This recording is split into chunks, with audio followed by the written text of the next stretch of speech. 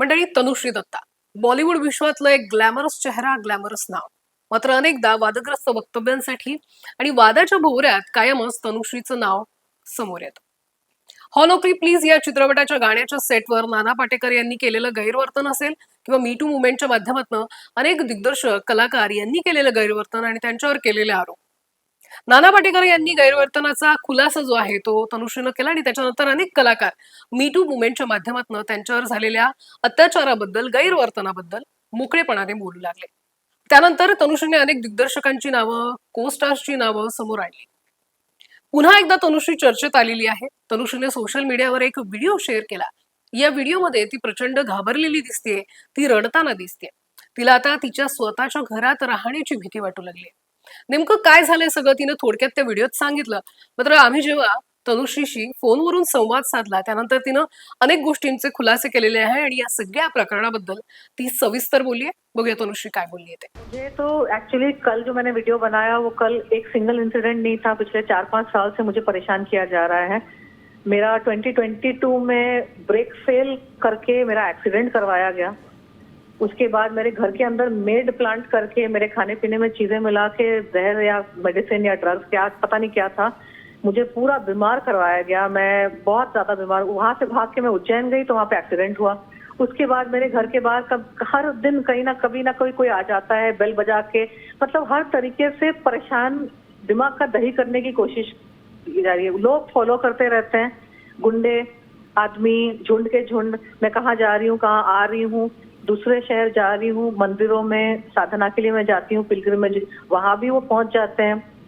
उसके अलावा मेरे प्रोजेक्ट्स को साबोटाज किया गया, मेरे फिल्म प्रोजेक्ट सारे, मतलब सुशांत सिंह के साथ जो चीजें हो रही थी ना, हूबहू एग्जैक्टली वो सारी चीजें, मेरे काम को साबोटाज किया जा रहा है, मुझे परेशान किया जा रहा है, मुझे मतलब पागल बनाने की कोशिश की जा रही है हर तरीके से। फोन वगैरह आते हैं, मैं उठाती नहीं हूँ कॉल, लेकिन मेरे घर के बाहर, दरवाजे के बाहर अननोन लोग, स्ट्रेंजर्स जिनको मैं जानती नहीं हूँ, कौन इनको अलाउ भी करता है, आ जाते हैं कभी भी, दरवाजा धकधकाते हैं, बेल बजाते हैं, फिर मैं दरवाजा खोलती हूँ, कोई होता नहीं है। It's like a harassment basically. मैंने कल परेशान होकर मैंने पुलिस को कॉल किया और पुलिस आई और पुलिस ने मेरे बिल्डिंग के वॉचमैन को डांटा, थोड़ा सा उनके साथ बात की और मैंने पुलिस को बोला कि ये सिर्फ ये नहीं, और भी चीजें हुई हैं बिल्डिंग में, घर पे, मैं बाहर जब जाती हूँ, एक्सीडेंट मेरा करवाया गया, मेरे खाने पीने की चीजें मिला के मुझे बीमार करने की कोशिश की गई।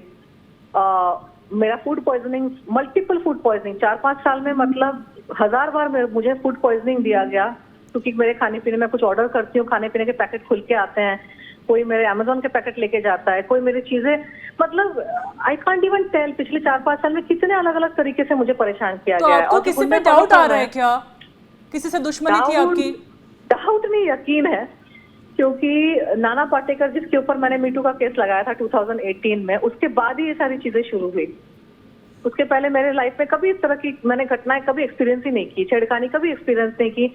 मैं मुंबई में 2003 से हूँ, तो अकेले घूम रही हूँ, फिर रही हूँ, काम कर रही हूँ, कभी परेशानी नहीं हुई। लेकिन 2018 मीटू के बाद ही ये सारी चीजें, अजीब अजीब चीजें होने लगी और नाना पाटेकर ने खुद अपने यूट्यूब वीडियो में आके बोला है कि वो अंडरवर्ल्ड फैमिली से बिलोंग करता है।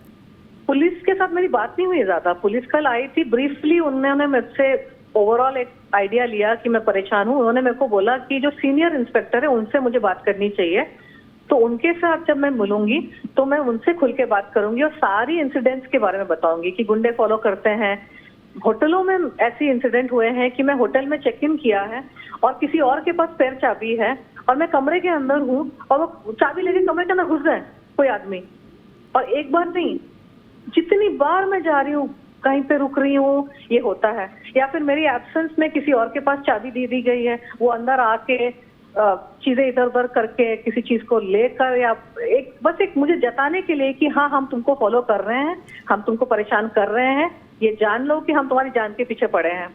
ये सारी चीजें पता करना डिफिकल्ट नहीं है। मेरे ईमेल अकाउंट 3 साल तक हैक थे, मुझे पता भी नहीं था। 2001 से लेकर 2021 से लेकर 23 तक मेरे ईमेल अकाउंट सारे हैक हो गए थे। तो ईमेल्स में ही आते हैं मेरे होटल बुकिंग, मेरे फ्लाइट बुकिंग, और मेरे फोन हैक हो गए थे, व्हाट्सएप। तो ये गुंडे मवालियों को अगर किसी को टारगेट करना है, उनको पता करने के 1000 तरीके होते हैं। जब किसी को टारगेट बनाया जाता है ना, तो ये एक्सपर्ट है उस फील्ड में। और नाना पाटेकर ने खुद अपने इंटरव्यू में बोला है कि अगर वो एक्टर नहीं होता तो वो अंडरवर्ल्ड डॉन होता। उसने खुद बोला है कि वो गैंगस्टर नान्या सुर्वे की फैमिली से बिलोंग करता है। उसने खुद डिंगे हाकी है कि वो इस तरह के बैकग्राउंड से, तो शरीफ इंसान तो खुद ही बोल रहा है कि वो है नहीं, वो एक्टर बनने का ढोंग कर रहा है। वो एक्चुअली एक क्रिमिनल बैकग्राउंड से बिलोंग करता है। तो क्रिमिनल बैकग्राउंड से जो बिलोंग करते हैं उनके लिए गुंडागर्दी तो कॉमन चीज है। उनके भाई भतीजे होंगे, जान पहचान के लोग होंगे। बस बॉलीवुड माफिया है उसके सारे। बॉलीवुड में तो ऐसे गुंडे बहुत सारे हैं, नाना पाटेकर जैसे। सुशांत सिंह के पीछे जो लोग पड़े थे, ये बॉलीवुड माफिया टाइप के लोग ही पड़े थे। उनको मुझसे दिक्कत होगी। मैंने मीटू मूवमेंट किया, मुझको परेशान करके, मुझे खत्म करके, मुझे नष्ट करके वो एक उदाहरण क्रिएट करना चाहते हैं इंडिया में कि हिम्मत मत करना कि तनुश्री दत्ता की तरह तुम मीटू मूवमेंट या अपने शोषण के बारे में, अपने स्थिति के बारे में तुम आके बोलो। मेरी जितनी बुरी हालत होगी इतना उनको सेटिस्फेक्शन होगा, क्योंकि इनका ईगो भी हर्ट है। क्योंकि ये लोग शैतानी प्रवृत्ति के लोग हैं, ये ईगो वाले लोग हैं।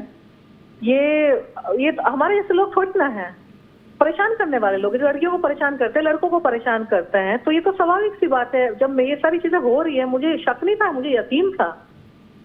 लेकिन मुझे इस चीज का भी यकीन था मुझे उस घटिया इंसान से कोई पूछना नहीं है, कुछ बात नहीं करनी है। मैं उसका कैरेक्टर बहुत पहले समझ गई थी। 2008 में मैं उसका कैरेक्टर समझ गई थी। जो इंसान अपनी मर्यादा में रहना जानता नहीं है, उसके साथ बात करके, उसके साथ किसी तरीके का शराफत का कम्युनिकेशन करके कोई फायदा नहीं होता।